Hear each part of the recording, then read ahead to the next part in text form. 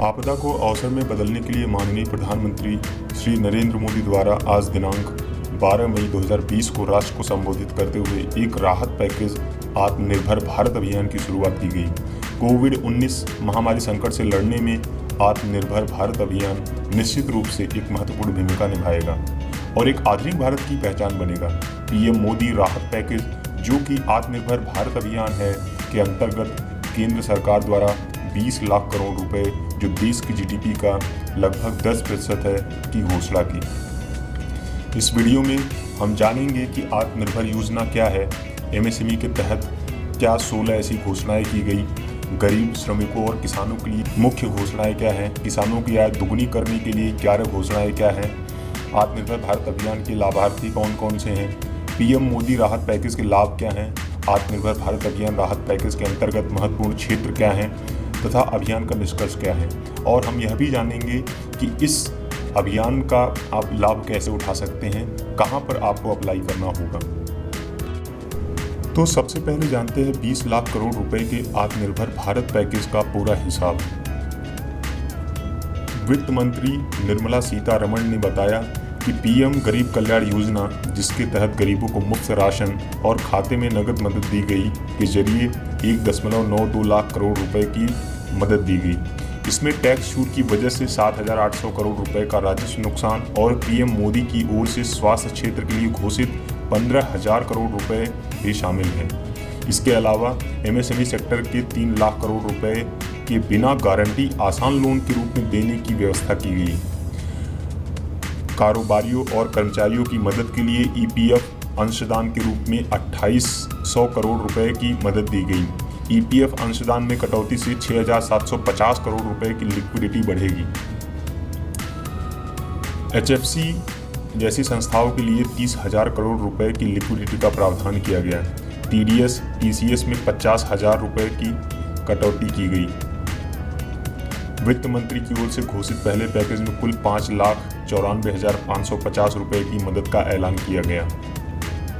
दूसरी किस्त में वित्त मंत्री ने 8 करोड़ प्रवासी मजदूरों के लिए 2 महीने मुफ्त राशन के लिए 3,500 करोड़ रुपए देने की घोषणा की। मुद्रा शिशु लोन योजना के तहत 1,500 करोड़ रुपए की ब्याज राहत की घोषणा की गई। फेरी वालों के लिए 10,000 तक कर्ज योजना की घोषणा करते हुए 5,000 करोड़ रुपए का प्रावधान किया गया। हाउसिंग स्कीम के जरिए 70,000 करोड़ रुपए की सब्सिडी, नाबार्ड के जरिए 30,000 करोड़ रुपए की अतिरिक्त सहायता और केसीसी के जरिए 2 लाख करोड़ रुपए अतिरिक्त ऋण की व्यवस्था किसानों के लिए की गई। तीसरी किस्त में वित्त मंत्री ने फूड माइक्रो एंटरप्राइज के लिए 10,000 करोड़ रुपए का प्रावधान किया। प्रधानमंत्री मत्स्य संपदा योजना के लिए 20,000 करोड़ रुपए का आवंटन किया गया। टॉप टू टोटल के लिए 500 करोड़ रुपए, कृषि इंफ्रास्ट्रक्चर पर 1 लाख करोड़ रुपए निवेश का ऐलान किया गया। पशुपालन के लिए ढांचागत विकास पर 15,000 करोड़ रुपए खर्च किए जाएंगे। हर्बल की खेती के लिए 4,000 करोड़ रुपए रखे गए हैं। मधुमक्खी पालन के लिए 500 करोड़ रुपए रखे गए हैं। इस किस्त में वित्त मंत्री ने कुल 1.5 लाख करोड़ रुपए का ऐलान किया है।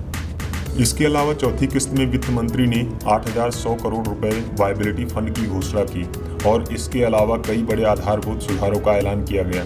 पांचवी किस्त में वित्त मंत्री ने 40,000 करोड़ रुपए मनरेगा के लिए आवंटित किए। उन्होंने कहा कि रिजर्व बैंक ने भी 9 लाख करोड़ रुपए अधिक की लिक्विडिटी उपायों की घोषणा की है, जिसका वास्तविक प्रभाव 8 लाख करोड़ रुपए से अधिक है। अगर हम मोटा मोटा हिसाब लगाएं तो लगभग पीएम गरीब योजना स्वास्थ्य के लिए आवंटित धनराशि है 1.92 लाख करोड़ रुपए। एमएसएमई सेक्टर और पावर सेक्टर को मदद दी गई 5.94 करोड़ रुपए। श्रमिकों और कृषि के लिए मदद दी गई 3.1 लाख करोड़ रुपए।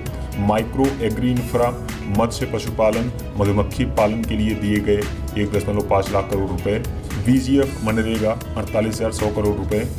आरबीआई की ओर से घोषणा 8 लाख करोड़ रुपए। कुल मिला के धनराशि होती 20,97,063 करोड़ रुपए। आत्मनिर्भर भारत अभियान के लाभार्थी देश का गरीब नागरिक, श्रमिक, प्रवासी मजदूर, पशुपालक, मछुआरे, किसान, संगठित क्षेत्र व असंगठित क्षेत्र के व्यक्ति, काश्तकार, कुटीर उद्योग, लघु उद्योग, मध्यम वर्गीय उद्योग। पीएम मोदी राहत पैकेज के लाभ, करीब 10 करोड़ मजदूरों को लाभ होगा। एमएसएमई से जुड़े 11 करोड़ कर्मचारियों को होगा फायदा। इंडस्ट्री से जुड़े 3.8 करोड़ लोगों को लाभ पहुंचेगा। अगर आप मध्यम वर्गीय एवं छोटे स्तर के बिजनेसमैन हैं, किसान हैं या फिर आप मजदूर हैं, तो आप जो है www.pmindia.gov.in पर संपर्क कर सकते हैं। इस जानकारी को दूसरे के साथ भी साझा करें। वीडियो अच्छी लगी हो तो लाइक करें और चैनल को सब्सक्राइब करना ना भूलें और कमेंट करके बताएं कि आप किस टॉपिक पर वीडियो देखना चाहते हैं। अगर आपका कोई सवाल है या सुझाव है तो कमेंट करके हमें ज़रूर बताएं।